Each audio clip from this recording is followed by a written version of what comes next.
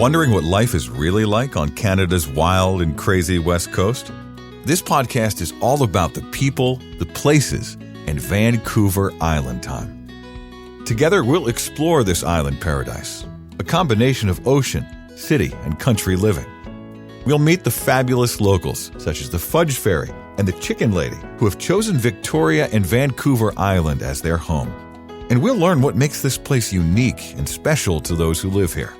And now, your host of Vancouver Island Time, Jane Johnston.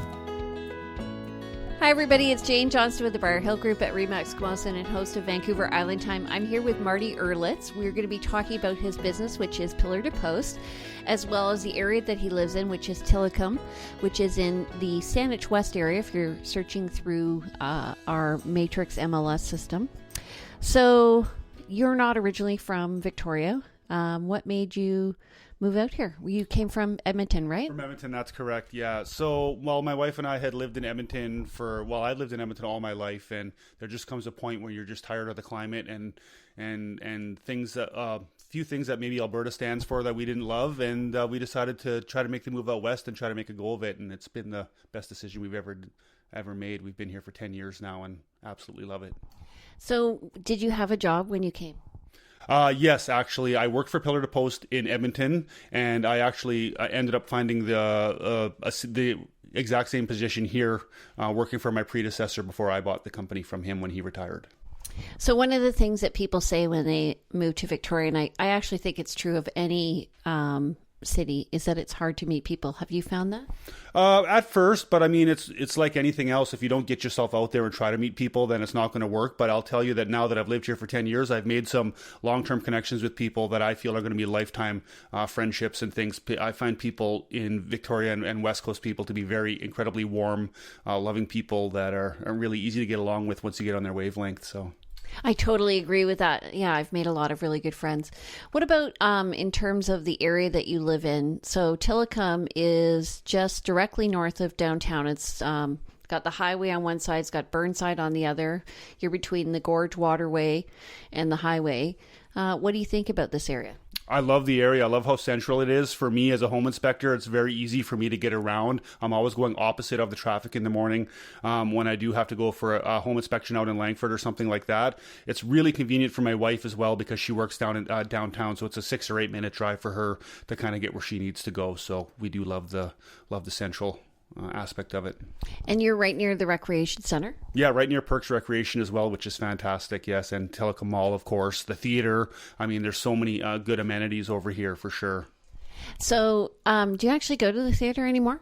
I do. Every now and then we go to the theater. I mean, we do have a 3-year-old, so it's kind of hard sometimes to get out to a movie, but it is nice being able to just, shoot down to the theater if we ever have childcare and go catch a movie for sure. And what about in terms of finding babysitters around here? Well, we're pretty lucky because we love all of our neighbors and all of our neighbors love us and they love taking care of our son. So it's we're pretty lucky with that end of things for sure. One of the things I notice when I drive around this area compared to other areas is the lack of sidewalks in Saanich. What do you think about that with having a 3-year-old? Well, that isn't necessarily the easiest thing, that's for sure. I've noticed that too, that obviously the bus routes have sidewalks and we don't. There has been chatter that we may get sidewalks on this street in the next couple of years, so that's hopeful. It's just, when you walk, right now at this point for us, we just, kind of take our son in the stroller until we get him to a place that's safe to go and things like that. But it would be nice to have sidewalks, that's for sure. So you live in an area that to me is kind of in transition. When I first came to work in real estate here in 2006, this was not the nicest area. But I would say, well, actually, I know I did a market analysis for a house on Walter, which a client ended up not buying, and I'm sure they're kicking themselves because it was $450 at the time. So what do you think about this area? Where do you think it's going? Well, yeah, it's taken a lot of a big turn since we've lived here 10 years ago for sure. When we moved here, a lot of people had told us we weren't necessarily living in a desirable area. There were a lot of cheaper rental properties that, with a bit of lack of maintenance and things like that. But yeah, in the last 10 years, I mean, a lot of younger families moving in, doing the work to their houses and making really nice places for themselves. And it's really, really helped the neighborhood. And like I said, it's I love living here because of that, and I love the fact that people are starting to take pride in their properties and things like that around here for sure.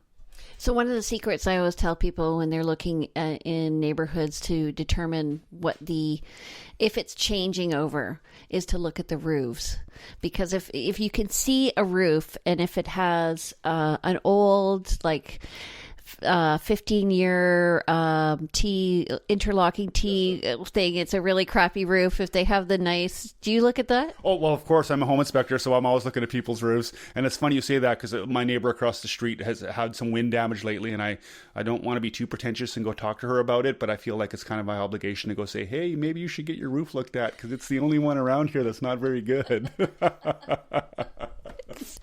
Okay, we're being real estate snobs here. A little bit, yes. So what do you do with your 3-year-old in terms of activities? So I know that I used to bring my son and daughter to the drop-in at the Perks Arena. Are there other activities for kids under the age of 5? Yeah, the drop-in is nice. There's also a dad group that meets at Perks Arena on Saturday mornings. That's kind of cool to bring your kids to. We spend a ton of time outside. The Cuthbert Homes Park, directly behind Tillicum Mall, is just a fantastic system of trails. There's owls and other birds to look at, and of course we have the little channels for drainage back there where there's a lot of ducks. So it's a place that before my son was around, I used to take my dog back there basically every day. It's my happy place in the neighborhood for sure. And now it's just really fun to let my son just kind of run around back there and jump in mud puddles and pick up sticks and meet dogs and other friendly people. So it's really good. We also have Meadow Park, which actually has a playground for kids as well. And we're also really close to the Gorge Waterway, which is fun because, again, it's just a nice place to go walking and strolling, and there's a nice park along there as well. So definitely a lot to keep ourselves busy if you want to spend some time outdoors.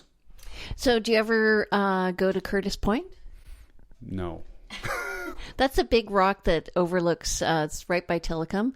It's on the south side of the bridge and is where a lot of people tend to hang out in the gorge in the summer and sunbathe. Oh, that area, yeah. So a neighbor of ours actually likes to go do his polar dip on New Year's Day, and that's generally where he goes over there. It's to go dip in the water in the gorge on New Year's Day, and we like to go watch him, get really cold and jump in the gorge, which I think is silly, but it's his prerogative. So what about for adults? So you lived here, I think, for 7 years before you had children. What would you do as an adult to entertain yourself around here? Around the neighborhood, well, I mean, there used to be a lot more coffee shops actually around here. So right now we do have a couple of those. And as I mentioned, definitely the theater and things like that. But, really I'm a homebody, so I spend a lot of time in my yard. I have a nice big yard, and, I really like, doing yard maintenance and spending time out there. And I'm a car guy, so I spend a little bit of time in my garage working on my Volkswagen as well. So, but the neighborhood, I mean, really people just, again, love being close to the Gorge Waterway and to the park, and just when it's a beautiful day, it's just fun to just walk around and hang out. There's a lot of other young families here with kids and things like that too. So tell me a bit about cars. And so see the smile on his face. Yes.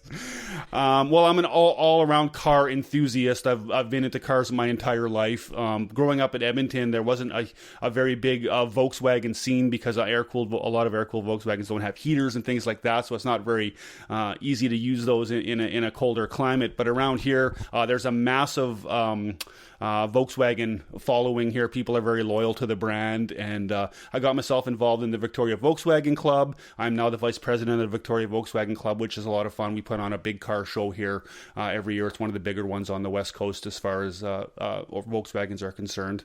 And I love, it's my downtime and my happy place is when I'm in my garage tinkering away on my Beetle. So do you find, for me, when I moved here, first of all, so I came in 99, I found that there were a lot more older vehicles in Victoria than elsewhere in the country, just because we don't have the salt on the road. Well, we do this week, but we don't have the salt on the road. Right? Yeah, absolutely. A lot of the older Hondas and things like that generally rust out in all the other provinces tend to be in very good shape around here. And the same thing with the older Volkswagens too. You can find a 50 or 60-year-old car with virtually no rust, which is pretty amazing when you're from other parts of Canada. That's for sure. What about Do you know anybody in like the motorcycle industry? Or? I don't really know too many people. I know a couple of realtors who like to drive motorbikes, but yeah, no, I'm not really into the motorcycle thing. I've never really been into I'm a bit too much of a chicken to try riding a motorbike. I like to keep it on four wheels. I'm not very coordinated, so. I do find, so there are, if you go around, there's women, I think it's called the Roar or something, Women Who Roar. They have a group on the island, and you can go and ride your bike and do trips. And because it's so temperate here in the summer, it's quite easy to get around. Okay, so talking about getting around, any road trips you take in your Beetle? Well, I actually, my Beetle was a 9-year project that I actually just finished last year. So I drove it for the first time last summer. The first time I showed it was actually at our Volksfest show that happens in July. And its very first maiden road trip was to go to the Great Canadian in Vancouver, which happens in August. And that was the very first time that the car was on the ferry. And I took it to Vancouver and made it back. And made it back without breaking down. So that was fantastic. I do plan on taking it to a lot more shows this year. Hopefully there's one up in Nanaimo that's really good. There's a show in Parksville that I'm planning on probably heading up to as well. So definitely going to do a lot more now that the car's reliable and ready to go. What are your favorite places to visit on the island? That is a good one. I mean, I really like going up to Parksville. It's very beautiful up there. It's a bit of a, I guess, it's interesting when you grow up in the prairies, around here, it's like the distance is close, but the time to get there tends to take a while. So going to Parksville is very nice, but again, it's always a time commitment. And the same thing with going to Tofino. It's such a beautiful place to go. It's just, the access isn't, it's not something you can just run out and really do a day trip. You really want to have to commit to it. But I just really enjoy going to the local beaches and things like that. Esquimalt Lagoon is one of my favorite beaches to hang out at. And again, it's a very dog-friendly, when we did have a dog, it's a very dog-friendly place to take your dog and just let him run free, which was fantastic. And, there's also awesome sand there, which is nice because a lot of the beaches in town are quite rocky. So it's nice to find a sandy beach. I don't mind a rocky beach because you don't get rocks in your bathing suit. Yeah, fair enough. I don't really, I find the ocean, I'm a bit of a chicken with the water too. It's a little too cold for me to actually go in, so I prefer just to sit on the beach and soak up the rays. So the water temperature here actually averages around 11 degrees, and I think it goes down to 8 in the winter, so it is quite cold. Yes, and I know it doesn't fluctuate very much, but it's interesting because on a hot day, you think it's really hot and you want to go for a dip in the ocean, and you get down to the ocean and you realize that it's actually still a little on the chilly side. So, do you go to any of the local lakes? Well, yeah, again, when we had a dog, we used to go to Thetis Lake all the time and walk around the trails around Thetis Lake because it's a great walking trail, nice little commute there. And, for the past couple of years, we haven't really done a lot with that. But I'm definitely planning on taking my son out to some of the lakes and let him dip his toes in and do the trails out there for sure.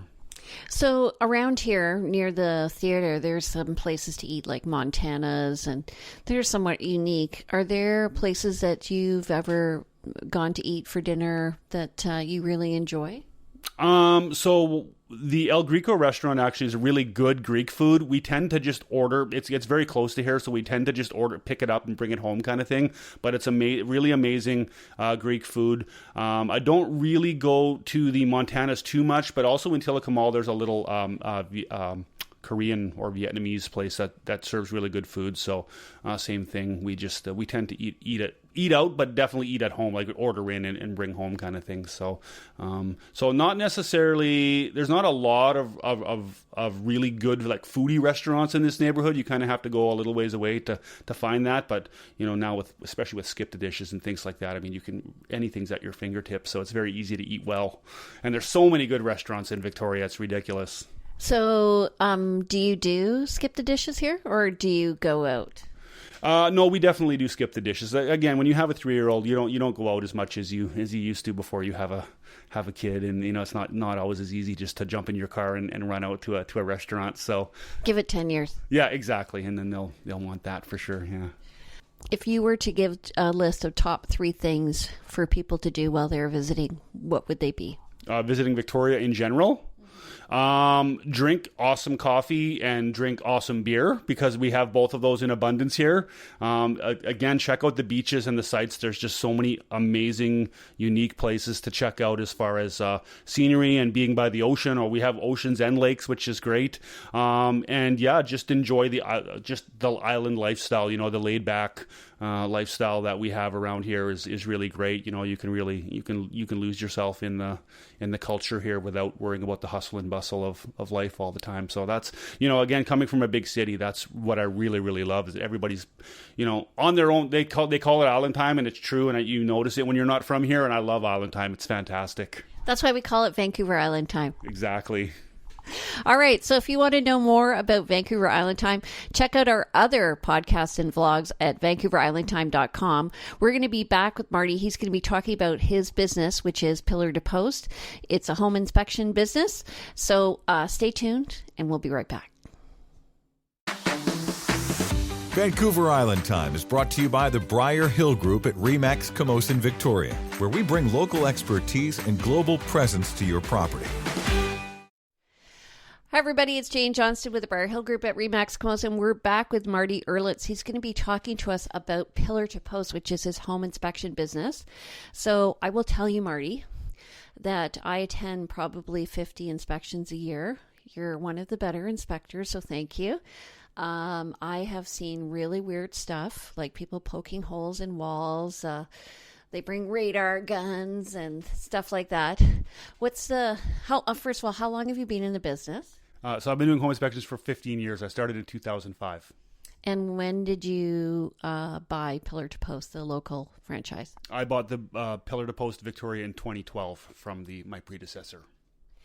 And so, first of all, what's the biggest misconception people have about home inspections? Well, I think that two of the biggest misconceptions is, one, we're either going to pass or fail the home, which just isn't true. As you know, as a realtor, we're just there to report on the condition of the home and give recommendations. So there's never a pass or fail.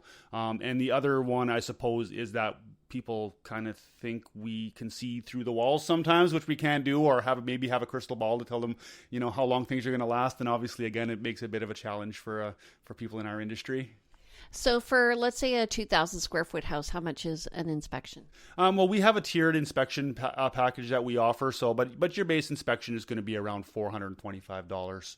And then if you wanted to upgrade to do an infrared scan, you know, it would be a bit more than that. And then we also do indoor air quality testing as well. It's really important here on the West Coast, because we do have, you know, a lot of houses that might have ventilation or condensation or humidity problems and have a bit of mold. So we're able to test for that as well for people.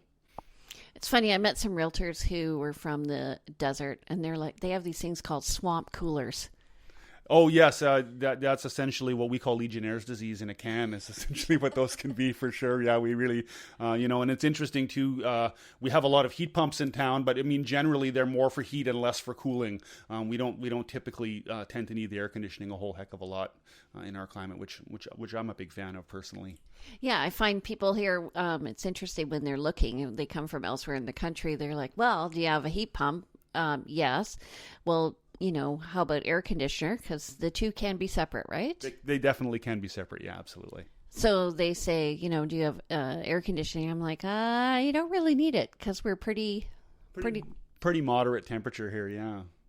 So, what do you think when you're looking at a house here? So you're looking top to bottom, roof, plumbing, wiring, foundation. What else are you looking at? Well, we go through the entire house, actually. So, yeah, we start off by going through the major systems. We start outside and look at the landscaping and the decks and the exterior of the home and the roof. Generally, then on the inside, we check the attics and, you know, do the electrical. And then if there's a crawl space, we tend to get the big systems out of the way first. And then when we're done reporting on the major systems, then we just kind of go through the house and we check lights and plugs and do, you know, use our moisture meters in the bathrooms and operate the appliances. So, I mean, really, we're checking the entire house out for sure. You know, giving recommendations on anything that we see. Obviously, the age of the home depends on how particular the inspection is. We're not talking about a lot of cosmetics on a house that's 110 or 120 years old. Whereas when we're looking at newer homes, we're not really dealing with a lot of general deficiencies. So we're focusing a bit more on the cosmetics and things like that. So we kind of gauge our inspection on the age and condition of the home for sure. So there's always hot topics in inspections. Since I've been here, we went through the wiring problem, which is still an issue in old homes. the aluminum wiring problem, which is another issue. So the first one was knob and tube, then we moved to aluminum, and now we have issues with asbestos. So how do you handle that? So you go up and you see asbestos in the attic. What's your next step? Well, so first of all, again, just as more of a general liability, we would never actually tell people that they have asbestos. We would recommend that they get it tested. But yeah, it's one of those things that they definitely have to be aware of. As you know, in the past 8 or so years, WorkSafe BC lowered the requirement for what's considered asbestos-containing material, which has opened up a lot of the drywall, stipple, and things like that. So really what it comes down to is a customer awareness that they do, it's something that they're going to have to deal with. So if they want to, take a wall out of their between their kitchen and their living room, it might be a $5,000 thing to do, but if there's asbestos products in that wall, then automatically it's going to cost a heck of a lot more money, because we're going to have to bring in an asbestos abatement team and do what we need to do. So most of the time now, if a house is pre-1990, we just tell people that if they're considering renovations, that they should get a hazmat survey, and the hazmat survey is going to let them know kind of what they're dealing with in the home. What's the price of a hazmat survey? It can generally be between about $800 and $2,000, but the average price for a hazmat survey is about $1,200, and they're just going to come through and test everything that would be affected in the area they're considering doing a renovation for. Right. And I should clarify, it's not generally you would see asbestos in the attic. I go to lots of houses and I see asbestos wrapped around pipes and on heat registers, and the insulation is usually a vermiculite, which may contain asbestos, right? Yes, and there's a very, very good chance it's going to contain asbestos, and most companies now don't even test the vermiculite anymore. They just say there's such a good, strong possibility of there being a trace amounts of asbestos in the vermiculite that we're just going to recommend removal. Right. Yeah, so actually, you remember I was telling you about the guy who bought near here, or who was going to buy, his attic was full of asbestos, and he went and removed it all himself. Yeah, that's not generally something we recommend that you do. Yeah, it's there's two trains of thought behind it, a single exposure to a product versus long-term exposure to a product. But when it comes to things like asbestos or really anything that becomes a safety issue, it's always going to be best to bring in the proper people. And yes, it may cost you, extra money to do that. And you may have to spend money removing your hazardous insulation out of your attic instead of replacing your countertops. But, your countertops aren't life-threatening, if you're disturbing that product. And again, it's important to know that with asbestos, is if you don't disturb it, it's not a problem. But it just makes it really hard to do anything in your home if you have the product in there. And anytime you're going to do a renovation, you would have to deal with it. So generally, it's best to... Yeah, usually you'll find it in linoleum or maybe the drywall tape, or some places where you just don't expect it. In fact, one inspector I know was doing an inspection, and they were all talking about the attic, but he said, you guys have missed a big picture here. It's all over the exterior of the house. Oh, yes, definitely. It can definitely be in some forms of stucco. A lot of stucco products does have asbestos. And of course, there's also essentially asbestos exterior tile that can go on the home that is basically the only product in it is an asbestos product. Now, it's a ridiculously durable product. It's probably one of the longest lasting low maintenance products you're going to have on the outside of a home. So again, if you have it and you leave it, it's great. But if you have to deal with it, then it becomes, obviously it can be a bit of a pain. Okay, let's talk plumbing. Poly B. Poly B. So, well, the interesting thing about Poly B is the insurance company really has seemed to have gotten their back up again about it lately. But the thing about Poly B in Canada is we don't really have a history of failure the way they have in the States. And that has a lot, the failures in the States mostly had to do with heavy chlorination of water.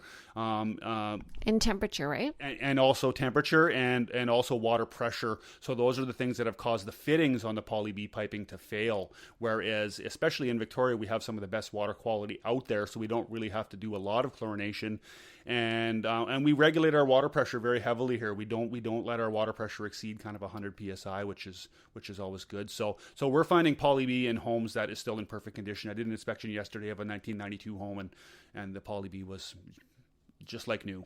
Right. So one of the things you have to make sure is that you have the brass fittings between the pieces of Poly B, right? That's correct. Brass fittings instead of plastic, and copper crimp rings instead of aluminum crimp rings. That's correct. Okay. Aluminum wiring. Aluminum wiring is a perfectly safe product as long as you deal with it properly. It's like most things, you can go on the internet and drive yourself crazy with the amount of horror stories that you read from people doing things. But at the end of the day, it's a completely safe product as long as it's dealt with properly. Most insurance companies now are just requiring you to pigtail your connections, meaning adding a short piece of copper onto the end of the aluminum, and then that just makes the entire circuit act like a copper circuit and is no longer a hazard. But the same thing, we don't generally have too many documented cases in Canada about any type of massive failure of aluminum wiring. Right. And so the main issue, though, is oxidation of the wire, which creates fire, right? Oxidation generally is one of the ones, and the other one is high thermal expansion. So that actually would be a bit more of a fire hazard because it expands and contracts a lot more than the copper. So if it's connected by a screw over time, the wire expands and contracts enough and works the screw loose, which can cause an arcing, which can be a fire hazard. So actually, that's also the problem with poly B, I heard in Florida, is because the expansion of the pipe going through, because they had their poly B going through attics, whereas we tend to have it going through the basement. So we have more regulated temperature. Absolutely. Yeah, attics can get so hot, and they keep their air conditioning units up there and a lot of their piping in the attics, because a lot of places there are just on slab. And the difference between Florida and here is their slabs are all engineered and have big steel cables running through them, so they just can't run pipes through their slabs like we can. So they tend to go up and through, and yeah, the temperature differential can be a big problem for sure. Okay. Renovations without permits. Probably the number one thing. If somebody asks me what's the number one problem we see with homes, anywhere, but especially a lot of times here in Victoria, is definitely unqualified individuals performing renovations and just doing a not a very good job, and it generally comes to the point where it's unfixable, and generally you have to take it all down and start again. So at the end of the day, you're spending your money twice instead of paying somebody to do it right the first time.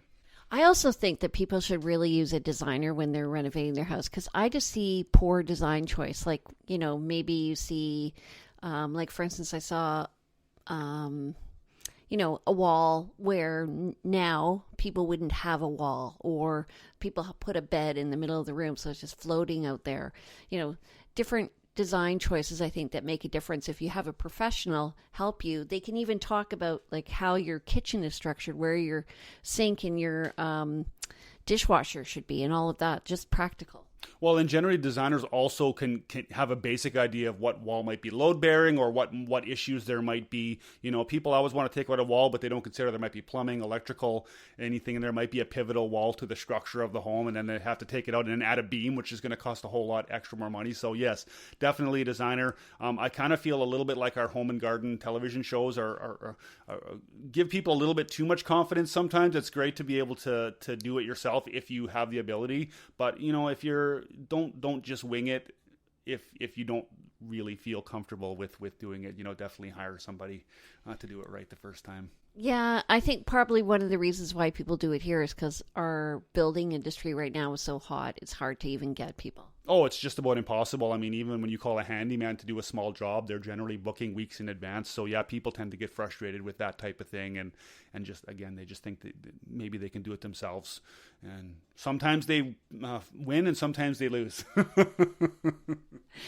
Okay, so how do people get in touch with you? So there's a few different ways you can get in touch with me. My website is victoria.pillartopost.com. The easiest way, of course, is going to be by phone. Our office number is 250-385-4000, and that will take you to a lovely lady named Aretta who does the inspection booking for us here at Pillar to Post Victoria. You can also email me at marty.erletz@pillartopost.com. How do you spell your last name? Erletz. Erletz. Okay. Thank you so much for chatting with us today. I've learned a lot. I'm hoping they've learned a lot too. And if you want a really good qualified inspector, call Marty. And again, your number? 250-385-4000. And he speaks fast, but you can't understand him. Yes, that's one of my faults, I suppose, is speaking too fast. But thanks a lot for allowing me to do this with you. That was fantastic. Oh, no problem. If you want to join us, you can do it too. Go to VancouverIslandTime.com, go to the bottom of the page and click on Be a Guest. We'd love to have you. We'd love to highlight your area and your area of business. So chat with you soon. Welcome to the neighborhood. Bye. Bye-bye. Welcome to the neighborhood. We hope you have had some insight into West Coast living. If you know of someone or someplace that should be highlighted in our podcast, we'd love to hear from you. Please go to VancouverIslandTime.com and click on our Connect button. See you next week on Vancouver Island Time with Jane Johnston.